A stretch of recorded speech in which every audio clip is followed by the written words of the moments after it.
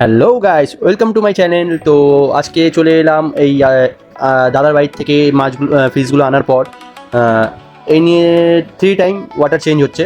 তো তো গাইস, আজকে তোমাদের সাথে এটাই শেয়ার করতে এসেছি যে 4 ফিটের ওয়াটার চেঞ্জ করছি। তো 4 ফিটের ভিডিওটা তোমাদের সাথে শেয়ার করা হয়নি, সেই কারণে আজকে শেয়ার করে ফেলছি। 4 ফিটেরও ওয়াটার চেঞ্জ করছি, সেটাই তোমাদেরকে দেখানোর জন্য।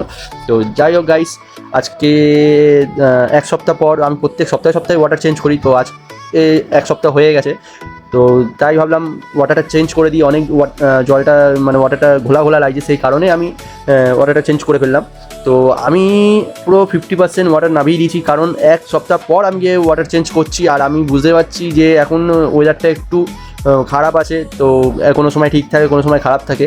তো আমি তাও হাফ নামিয়ে দিয়েছি, কারণ আমার ওয়াটারটা অনেকটাই ডাস্ট মানে ঘোলা হয়ে গেছিলো, যার জন্যে আমাদের ফিশগুলোর প্রবলেম হতে পারতো।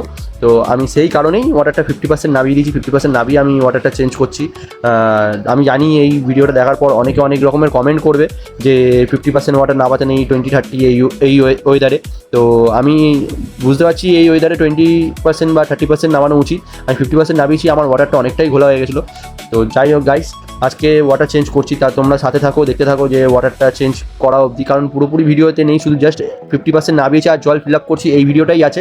পুরো ভিডিওটা দিতে পারিনি। যারা যারা পুরো ভিডিওটা দেখতে চাও যে ওয়াটার ক্লিন কীভাবে আমি করছি, কীভাবে ট্যাঙ্কটাই ক্লিন করি, আমার ফিল্টারেশন কী আছে, তো অবশ্যই আমাকে কমেন্ট করো। শুধু দেখতে পারবে যে দুটো টপ ফিল্টার দুপাশে মাথা রয়েছে, ব্যাস এইটুকুনি, আদার্স কিছু দেখতে পারবে না। তো তাড়াতাড়ি যাও, কমেন্ট করো, লাইক করো, শেয়ার করো আর সাবস্ক্রাইব করো। যারা নতুন আছে তাড়াতাড়ি গিয়ে সাবস্ক্রাইব করো আর কমেন্ট করে জানাও যে আমার ট্যাঙ্কের ক্লিন ভিডিও দেখার জন্য। তো অবশ্যই আমি সেটা আমার 4 ফিট ট্যাঙ্কের ক্লিন ভিডিও তোমাদের সাথে শেয়ার করবো। তো আজকের জন্য এইটুখানি গাইস, তো টাটা গাইস।